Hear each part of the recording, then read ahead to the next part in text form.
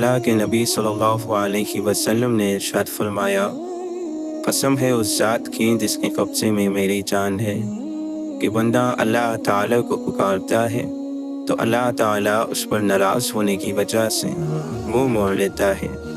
وہ پھر پکارتا ہے، اللہ پھر منہ موڑ لیتا ہے۔ وہ بندہ پھر پکارتا ہے تو اللہ تعالیٰ اپنے فرشتوں سے کہتا ہے کہ میرے بندے نے میرے سوا اور کسی کو پکارنے سے انکار کر دیا ہے، لہٰذا میں نے اس کی دعا قبول کر لی۔ اپنی کمائی پاک رکھو، تمہاری دعا قبول ہوگی۔ مجھے غریبوں میں تلاش کرو، کیونکہ غریبوں کے ذریعے سے ہی تمہیں مدد اور روزی ملتی ہے۔ جو شخص اپنے ظالم کو بد دعا دیتا ہے وہ اپنا بدلہ لے لیتا ہے۔ انسان خدا کا اور خدا اس کا راز ہے۔ سچی اور میٹھی بات بھی ایک صدقہ ہے۔ دنیا بیماریوں کی جگہ ہے اور لوگ اس میں بیماروں کی طرح ہیں۔ جب اللہ کسی بندے سے بھلائی کرنا چاہتا ہے تو اس کو اپنے نفس کے عیب دکھا دیتا ہے۔ تم میں سے کوئی شخص بھی صرف اپنے عمل سے نجات نہیں پائے گا۔ نفس کی خواہش اور شہوت ابن آدم کی سرشت میں رکھ دی گئی ہے۔ خواہش کا چھوڑ دینا بندے کو امیر کر دیتا ہے اور اس کی پیروی کرنا امیر کو اسیر بنا دیتا ہے۔ اگر تم اللہ کو پہچان لیتے جیسا کہ اس کے پہچاننے کا حق ہے تو سمندروں پر پاؤں پاؤں چلتے اور تمہاری دعا سے پہاڑ اپنی جگہ سے ہل جاتے۔ برے کام سے پشیمانی توبہ ہے۔ شیطان اکیلے آدمی کے ساتھ ہوتا ہے اور دو لوگوں سے وہ دور ہو جاتا ہے۔ حکمت مومن کی کھوئی ہوئی چیز ہے، جہاں اسے پائے وہ اس کا سب سے زیادہ مستحق ہے۔ نیک لوگوں کی صحبت نیکی کرنے سے بہتر اور برے لوگوں کی صحبت بدی کرنے سے بدتر ہے۔ جھوٹ بھی دراصل منافقت ہی کا حصہ ہے۔ جس نے کسی کے عیب کو دیکھا اور اس کی پردہ پوشی کی تو اس نے گویا ایک درگور انسان کو زندہ کر دیا۔ جو آدمی لوگوں سے مال جمع کرنے کے لیے بھیک مانگتا ہے وہ انگارے جمع کر رہا ہے۔ تھوڑے انگارے جمع کرے یا زیادہ یہ اس کی اپنی مرضی ہے۔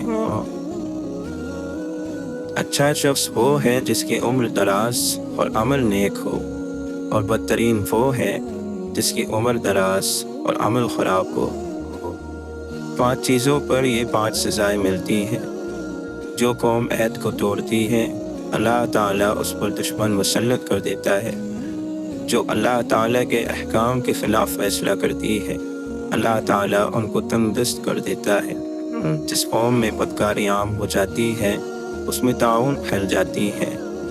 جو قوم ناپ تول میں کمی کرتی ہے وہاں زرعی پیداوار میں برکت نہیں رہتی اور قحط سالی پھیل جاتی ہے۔ جو قوم زکوٰۃ نہیں دیتی اللہ تعالیٰ ان پر رحمت کی بارش نازل نہیں کرتا۔ دعا عبادت کا موضع ہے۔ جو شخص نرمی کی صفت سے محروم کر دیا گیا وہ سارے خیر سے محروم کیا گیا۔ جب کسی فاسق آدمی کی تعریف کی جاتی ہے تو عرش اعظم کانپ اٹھتا ہے۔ آدمی اس شخص کے ساتھ ہے جس سے وہ محبت کرتا ہے۔ مومن کی فراست سے بچو کیونکہ وہ اللہ کے نور سے دیکھتا ہے۔ اللہ تعالیٰ جمیل ہے اور جمال کو پسند فرماتا ہے۔ صبر وہ ہے جو مصیبت کی پہلی ٹھوکر لگنے پر کیا جاتا ہے۔ جو اپنے دوست کو کسی گناہ کا طعنہ دے وہ اس گناہ کا مرتکب ہونے سے پہلے نہیں مرے گا۔ ایمان کے بعد بڑی نعمت نیک عورت ہے۔ جب کوئی عورت مرے اور اس کا خاوند اس سے راضی ہو تو وہ جنت میں جائے گی۔ برے دوستوں سے بچو کیونکہ وہ تمہارا تعارف بن جاتے ہیں۔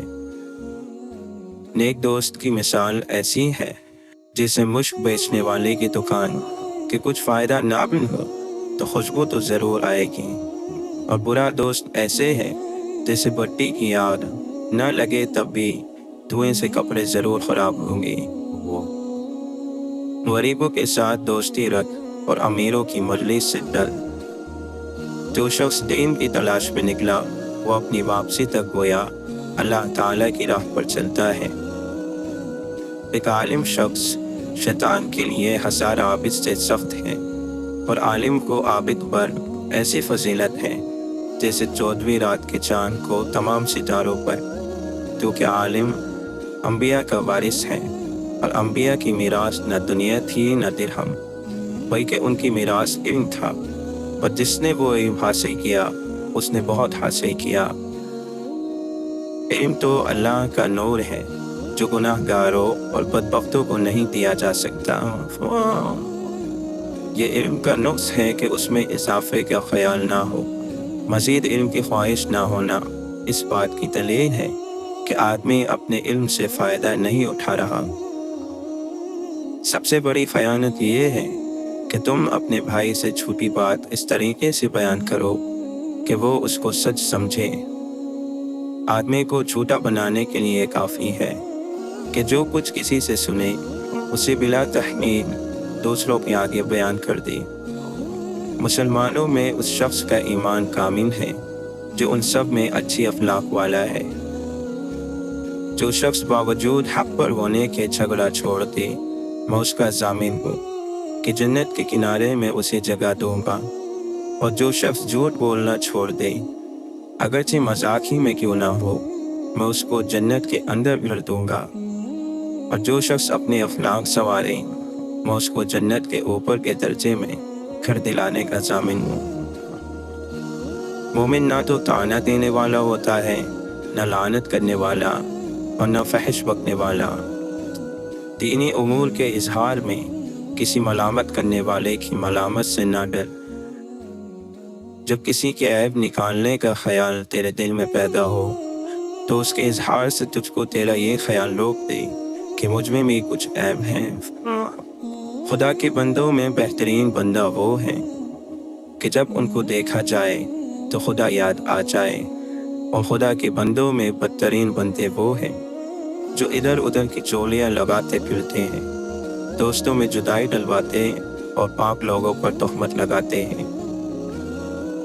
حیا ایمان کی علامت ہے، اور ایمان جنت کا ذریعہ ہے، اور بے حیائی گندگی ہے، اور گندگی دوزخ کا ذریعہ ہے۔ حیا سے صرف بھلائی ہی حاصل ہوتی ہے۔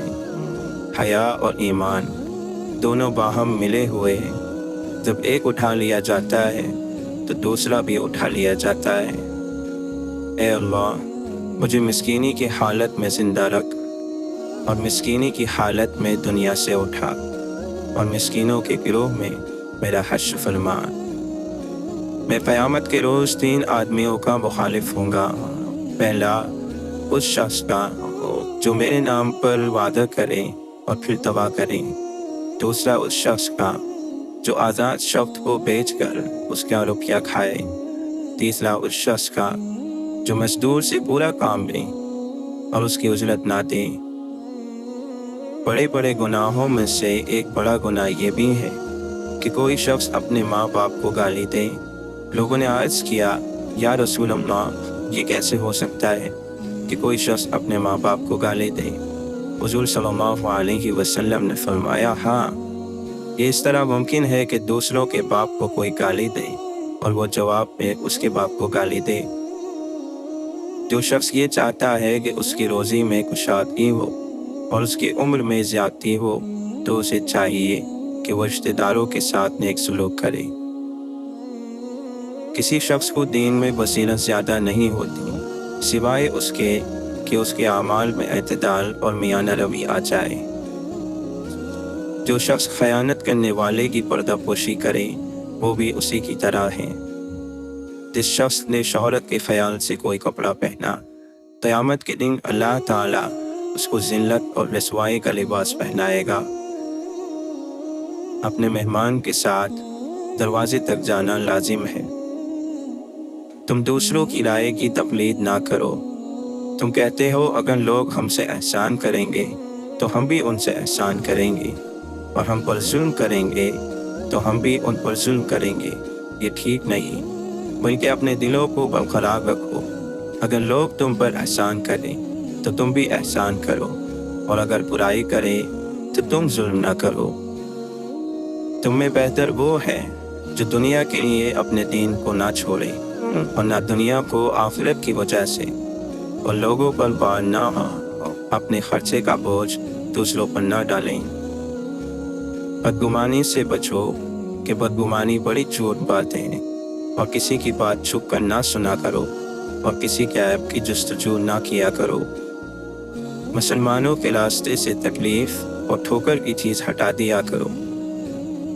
کسی شخص کے لیے جائز نہیں کہ اپنے مسلمان بھائی سے ناراض ہو کر 3 رات سے زیادہ تک کی ملاقات کریں۔ جب وہ دونوں ملیں تو ایک دوسرے سے منہ پھیر لیں۔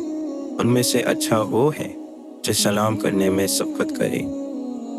تم میں سے ہر شخص اپنے بھائی کے لیے آئینہ ہے، سو اگر اس میں کوئی بری بات دکھائی دے تو اسے دور کر دینی چاہیے۔